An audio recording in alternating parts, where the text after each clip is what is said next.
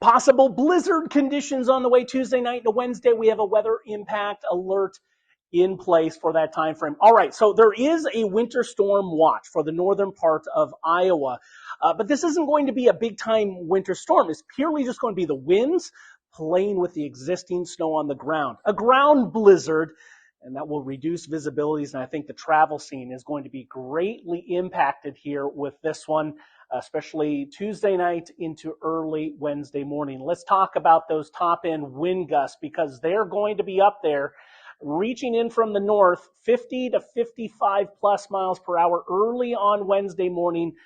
Those winds are going to be able to overpower any crust that forms on the snow after a very mild Tuesday. It may actually melt a little bit, but there's plenty of snow on the ground in northern Iowa.